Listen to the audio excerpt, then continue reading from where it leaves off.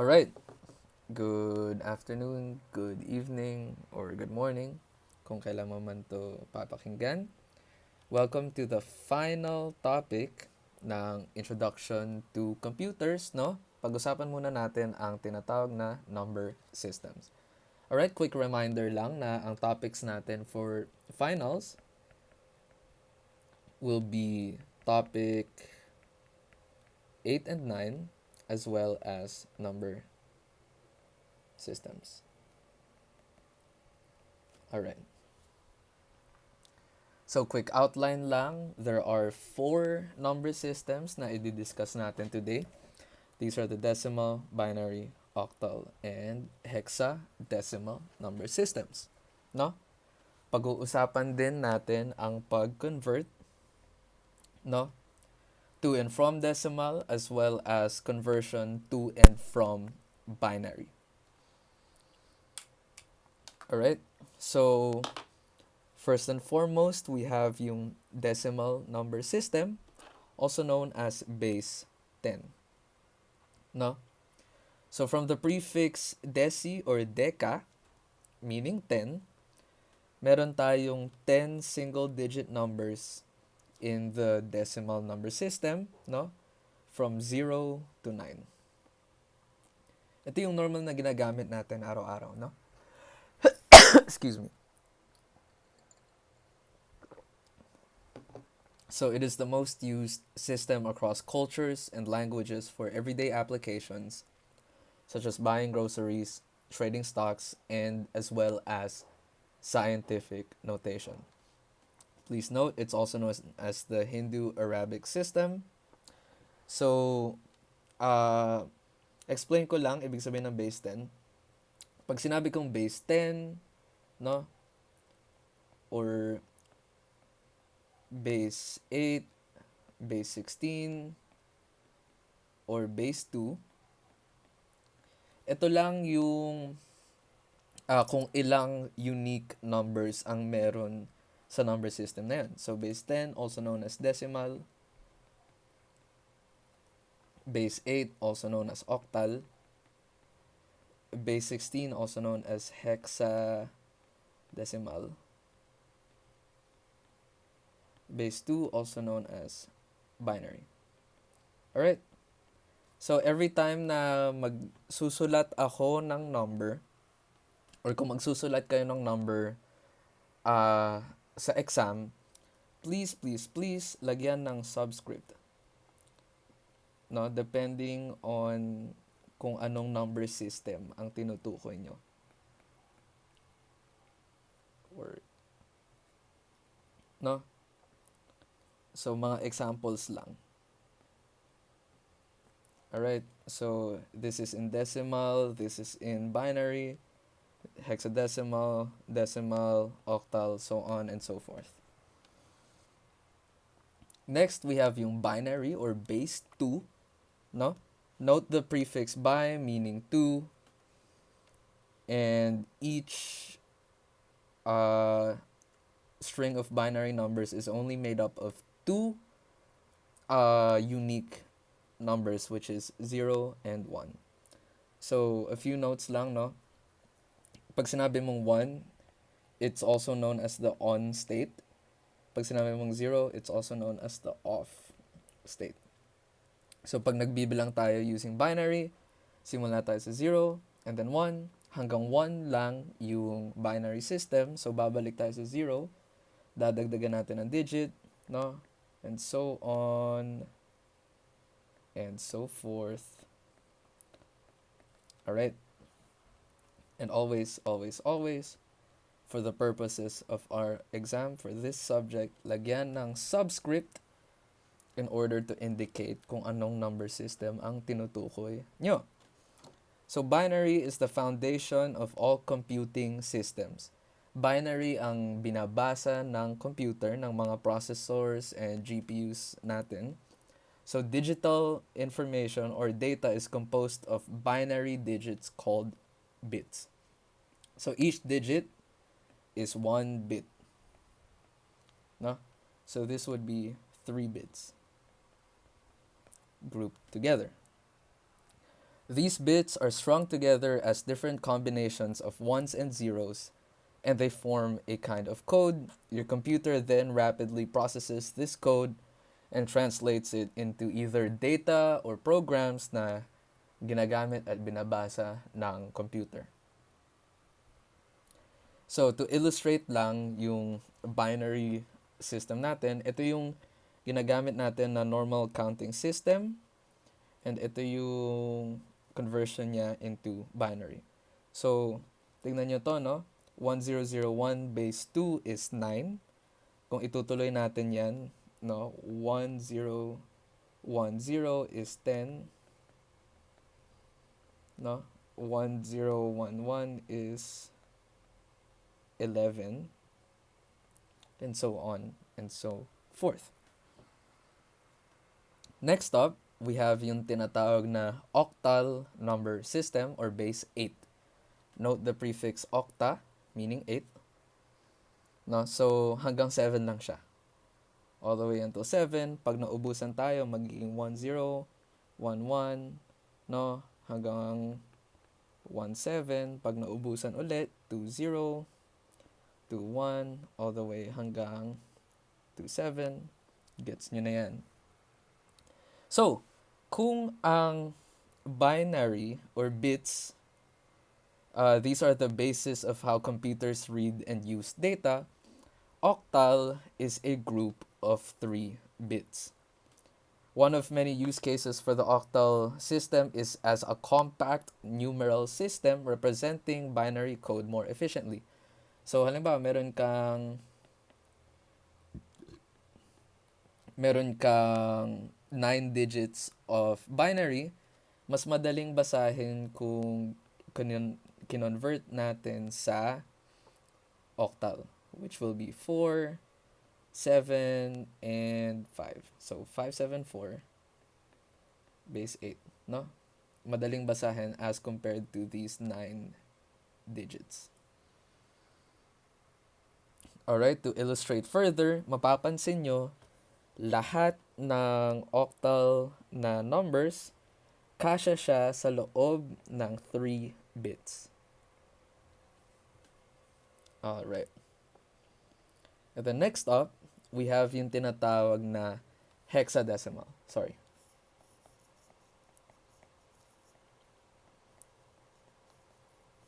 Number system. So this is base 16, no? Note the prefixes hexa, meaning 6, and deci, meaning 10, 6 plus 10, base 16, no? Dito naman, just like our decimal numbers, meron tayong 0 to 9, and then yung 10 sa base 10 natin will be represented as A, no? 11 is B, 12 is C, 13 is D, hanggang E and F, no?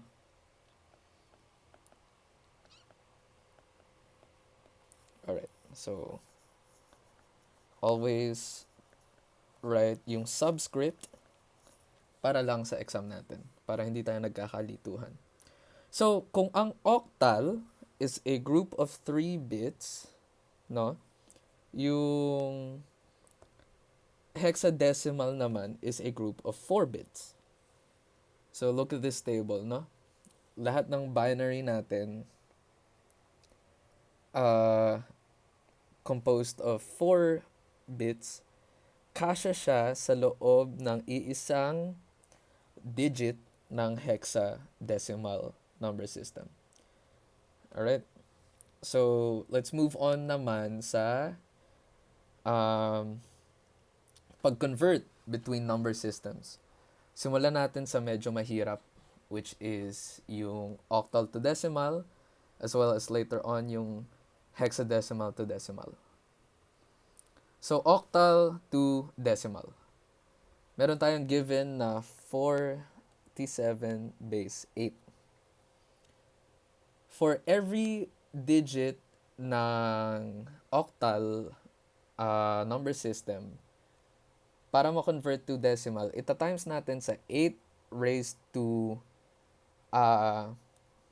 0, times 8 raised to 1. Kung meron pa ditong mga digits, no, sabihin natin 3, edi aanhin lang natin. Ito times lang natin sa 8 raised to 2. Alright. So, 4, 7 base 8, no? This will be 7 times 1 and 4 times 8.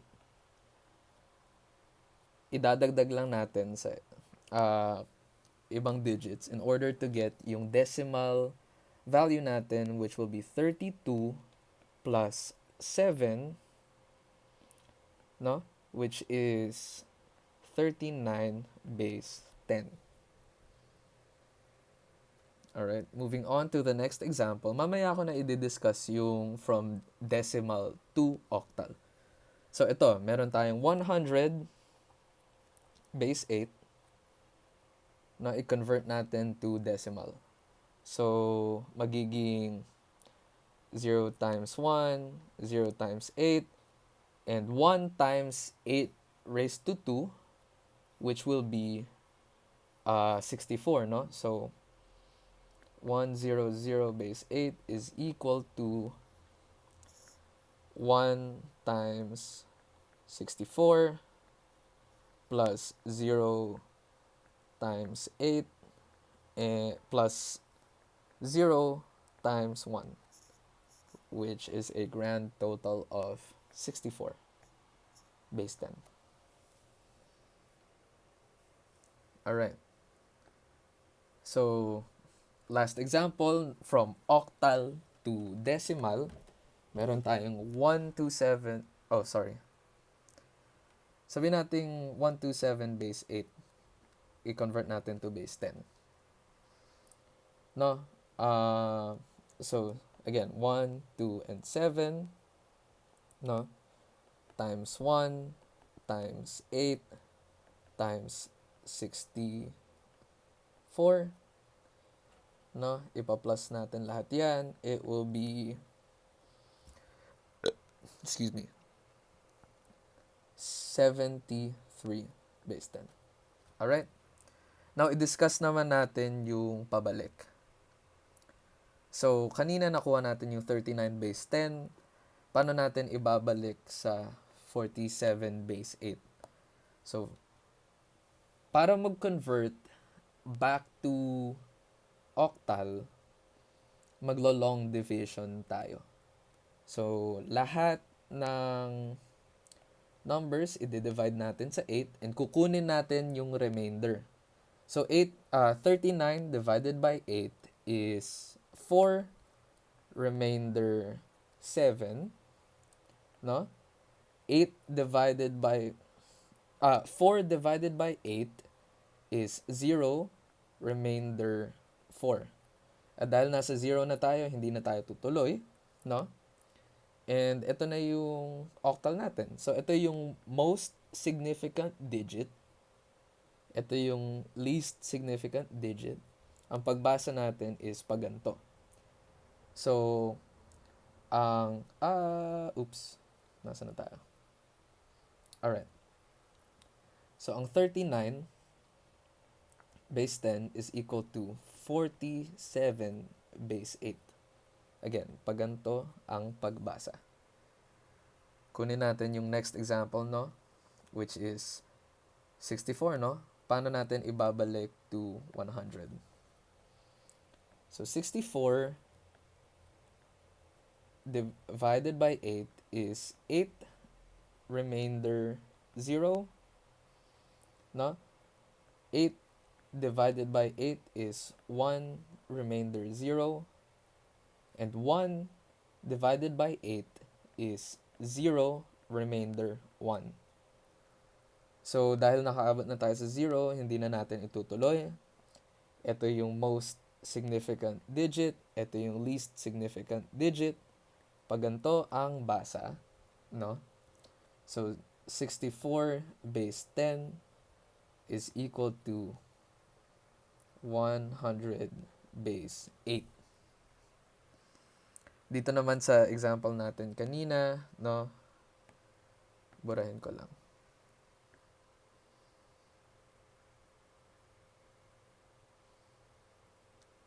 Alright. So, 1, 2, 7, i-divide natin by 8, which will be 15, remainder 7. Tama ba? Shit. Alright. Yeah. Tama naman yata. Alright. So, 15 divided by 8 is 1, remainder 7. 1 divided by 8 is 0, remainder 1. Ito yung most significant digit. Ito yung least significant digit. Pag ganito ang basa. So, 127 base 10 is equal to 177 base 8. Alright? So, ganito din halos lahat ng conversion to and from decimal. For example, dito sa hexadecimal to decimal or vice versa, same concept pero times 16 naman. So, 1 and 0 times 16 raised to 0 and 1 times 16 raised to 1, no? Idadagdag natin lahat after. So, 0 times 1 plus 1 times 16 is equal to 16 plus 0, which is equal to 16 in base 10. Alright? Dito naman, meron tayong F7 base 16. Alalahanan natin sa chart natin, no, 10 is A, 11 is B, 12 is C, 13 is D, 14 is E, and 15 is F. Alright, so F and 7, no, times 16 base to 0. Ito namang F is times 16 raised to 1, which will be 15 times 16 plus 7 times 1, which is 240 plus 7. So, ang F7 is equal to 247 in base 10. Alright? Next up, medyo malaking number, no? So, 2, B, and 9. So, this is times 16 raised to 0, times 16 raised to 1, and 16 raised to 2. Alright. Which will be 2 times 256 plus B is 11, no? So, 11 times 16 plus 9 times 1. Alright. Which will be 512 plus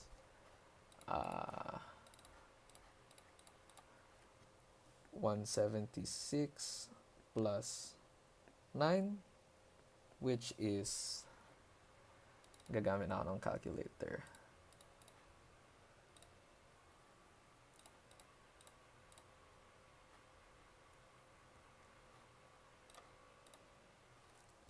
$697 base 10. 2B9. Alright. Pabalik naman, same concept. So, sana mahasa kayo sa long division. No, so, yung 16, paano natin ibabalik sa hexadecimal? So, meron tayong 16. No, long division ulit. 16 divided by 16 is 1. Remainder 0. Yung 1 divided by 16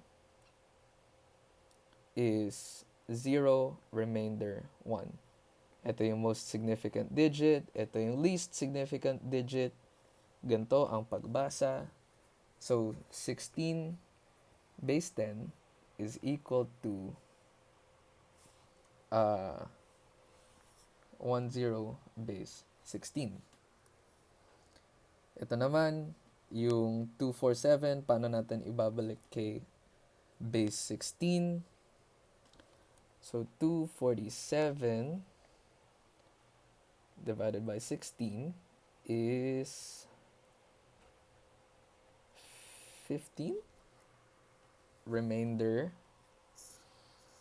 7.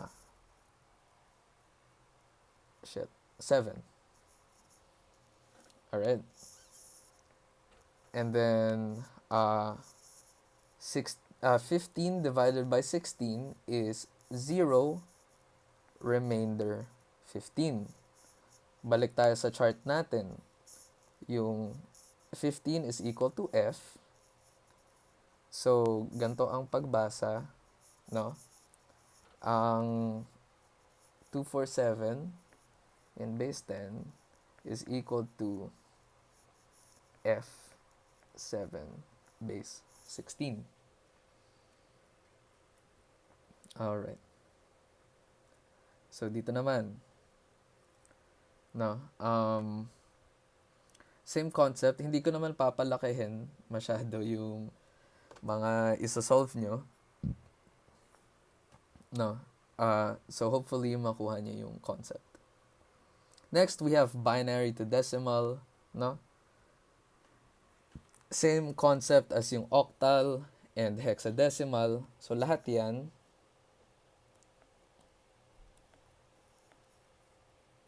no? Ito times natin to 2 raised to 0, 2 raised to 1, 2 squared, 2 cubed, and 2 raised to 4. Bago natin ipag-add. So, 1 times 16 plus 1 times 8 plus 1 times 4 plus 1 times 2. Ay, sorry. 0 pala to.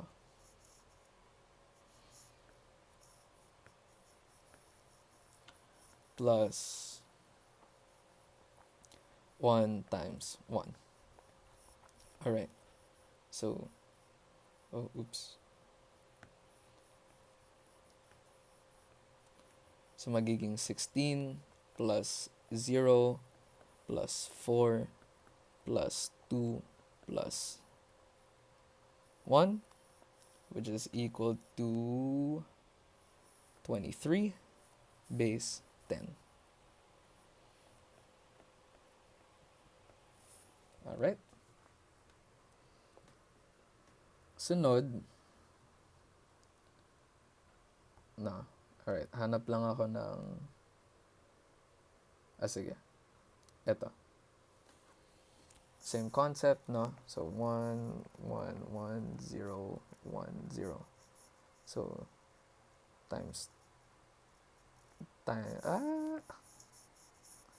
So, times 1, times 2, times 4, times 8, times 16, and 32.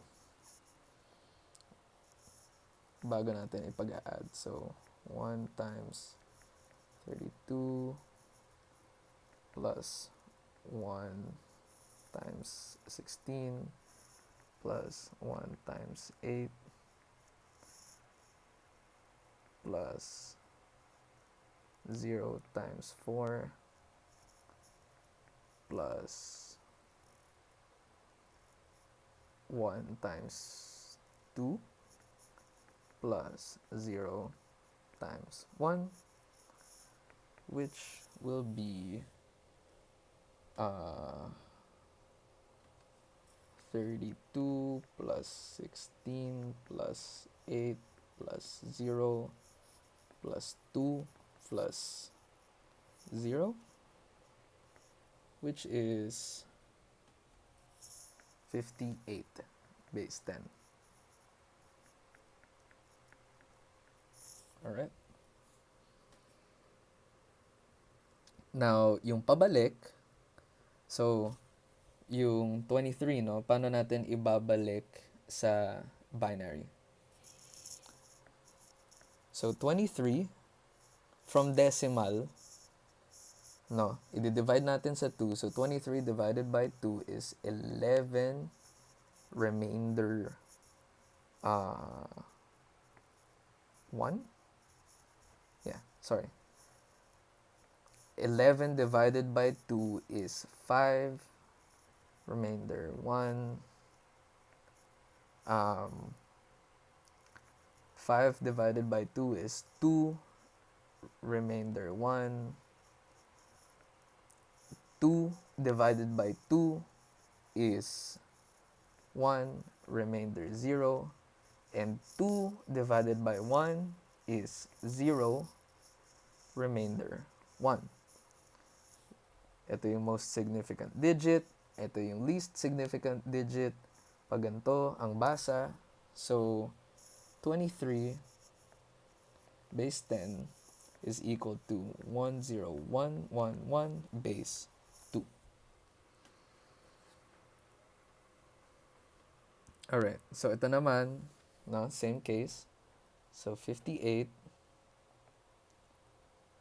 divided by 2 is 29.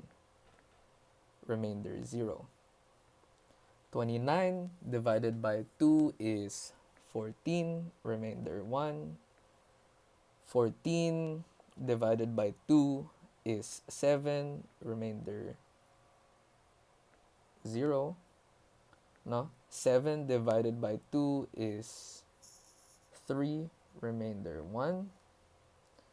And 3 divided by 2 is 1, remainder 1. 1 divided by 2 is 0, remainder 1. Ito yung most significant digit.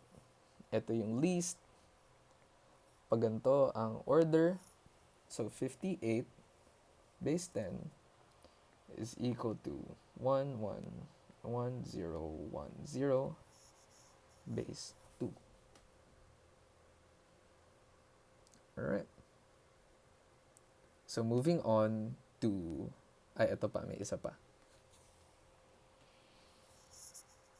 Alright. So, meron tayong 1, 0, and 1. So, times 1, times 2, times 4. No? Which will be 4 plus 0 plus 1, which is equal to 5 base 10. Alright. One last example para sa binary to decimal. Meron tayong 1, 0, 1, 1. Just as a reminder, no? Kung saan ko to nakuha, it's times 2 raised to 0 times 2 raised to 1 times 2 raised to 2 and times 2 raised to 3. So, magiging 1 times 8 plus 0 times 4 plus 1 times 2 plus 1 times 1, which is equal to 8 plus 2 plus 1, 11 sa base 10. Alright.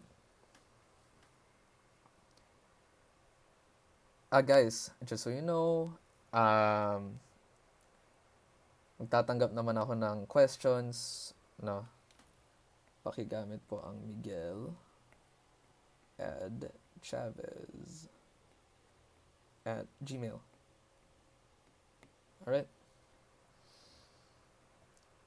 So, binary to octal, madali lang siya. Like I said kanina, each octal digit is a combination of 3 bits or 3 binary digits. So, ang madaling conversion nito, well, kung ayaw nyong kabisaduhin, no? Kunin natin tong group of 3 bits. So, if kabisado niyo yung chart, makikita niyo na 6 lang siya. Alright? Pero kung hindi, there's an easy way, no? So, tulad ng decimal natin, ito times natin sa 1, times 2, and times 4, no? Bago natin ipag-add. So, ito lang dalawa yung may values, no? So, 4 plus 6, gago. Oops. 4 plus 2 is equal to 6 base 8. Alright, so 110 is equal to 6 base 8. So, dito naman sa next example natin, no, may 4 na digit. So, the best way to do that is i-group natin yung first 3 digits, saka natin i-group yung last digit. Kunyari, 001 siya. So, like I said, so 4, no, 2 and 1. Itong dalawa lang yung may value. So, 6 siya. And ito, 4, 2, and 1 ulit. Ito lang yung may value. No? So, 1. So, ang 1, 1, 1, 0 base 2 is equal to 1, 6 base 8.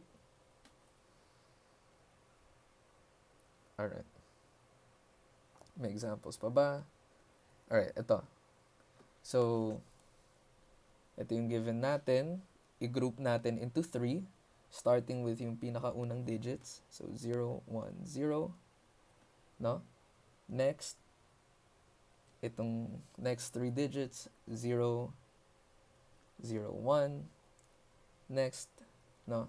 Sabihin natin 0, 1, 1. For simplicity's sake. So, 4, 2, and 1, 4, 2, and 1, 4, 2, and 1.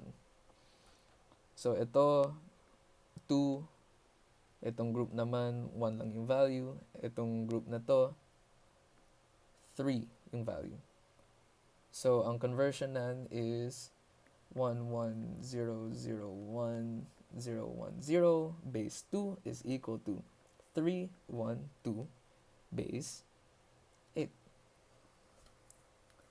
Alright, balikan natin yung mga earlier examples. No? Same concept naman, no? So, paano natin i-convert yung octal to binary? Meron tayong isang digit. Alright, 6. Laki naman nun. So, alalahanin na natin na each octal digit is equal to 3 binary digits. So, anong i-add natin sa 3 binary digits in order to make 6? So, meron tayong 4 plus 2. So, magiging 1, 1. Kailangan ba natin si 1? Hindi, no? Para makabuo ng 6. So, it's 1, 1, 0 is equal to 6 base 8. Alright. Yung next example naman natin, from octal to binary, ulit. Meron tayong 1 and 6. No, base 8. So, same concept. Anong ipag-a-add natin sa 3 bits para makabuo ng 6? No, meron tayong 4 and 2. So, 1, 1, and 0. Para makabuo ng 1, meron tayong yung first bit lang, which is 1. Alright. 0, 0. So, 16 base 8 is equal to 1110 base 2. Tama ba? Alright, tama. Next up, no? Para lang mapakita ko, no? So, meron tayong 312. Paano natin i-convert to binary? Itong 2, no? Ano i-add natin sa 3 bits para makabuo ng 2? Yung panggitna lang, so it's 0, 1, 0. Dito sa 1, yung huli lang, so it's 0, 0, 1. Dito sa 3, no? Yung first 2 lang, so 0, 1, 1. So 3, 1, 2 in base 8 is equal to 1, 1, 0, 0, 1, 0, 1, 0 base 2. Alright. So binary to hexadecimal, same concept, pero 4 bits at a time naman. So like I said, no, lahat ng binary, lahat ng hexadecimal na digit may katumbas na 4 bits of binary. So dito, no, meron tayong 8 digits. Uunahin natin yung ito. So 1, 0, 1, 0. So 1, 2, 4, and 8. And then meron tayong 1, 1, 0, 0 again. So 1, 2, 4, and 8. So 0 times 1 is 0. 0 times 1 times 2 is 2. 1 times 8 is 8. 8 plus 2 is 10. Ano ang 10 sa hexadecimal? Ang katumbas niya is A. So dito naman, no, it's 8 plus 4, which is 12. Ang katumbas ng 12 sa hexadecimal is C. So 1, 1, 0, 0, 1, 0, 1, 0 base 2 is equal to CA base 16. Alright. Alright. Dito naman, same thing. No? So meron tayong 1, 0, 1, 0. No? 1, 1, 1, 0. And sabihin natin 0, 0, 1, 0. So 1, 2, 4, and 8. 1, 2, 4, 8. 1 and 2, 4, 8. So ito lang siya, which is 10, which is A sa hexadecimal. Ito naman, so 8 plus 4 plus 2 is 13, no, which is D sa hexadecimal. And ito, 2 lang siya. So 2. So ang 1, 0, 1, 1, 1, 0, 1, 0, 1, 0 sa base 2 is equal to 2DA sa base 16. Pagpabalik naman, same concept, no? Babalik ta rin lang natin. So, for example, itong CA. Hihiwalayin lang natin yung digits, no? Meron tayong C and A. So, anong ipag-add natin sa 8, 4, 2, and 1 para makabuo ng A, which is equivalent to 10 sa decimal natin, no? So, kukunin natin to 8 and 2. magiging 1, 0, 1, 0. No? Sa 8, 4, 2, and 1, paano tayo makakabuo ng C, which is 12? Ang i-add lang natin is 8 and 4, which is 1, 1, 0, 0. And pagdudugtungin lang natin in order to make yung binary code natin, which is 1, 1, 0, 0, 1, 0, 1, 0. Alright? So, thank you sa pagkinig. Sana ma-enjoy nyo yung Undas Break nyo. Just so you know, ang ipapa-exam ko sa inyo, magbibigay ako ng table. So, binary, octal, decimal, and hexadecimal. No? Halimbawa, magbibigay ako ng given, kukumpletuhin nyo lahat, no? So, sa octal, sabihin natin 1, 7, base 8. So, kukumpletuhin nyo yung missing na parts ng table. Yeah. Yun lang. Yun lang yung part niya sa exam. 2 points each. Siguro bubuo ako ng 30 points. Enough na siguro yun, no? Joke lang. Mga less naman.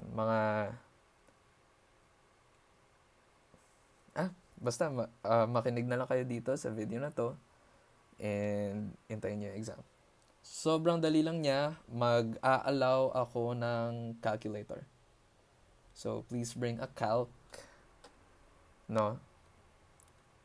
Although, sa totoo lang, hindi nyo kakailanganin. Baka nga mas madali pa if hindi nyo ginamit. Alright?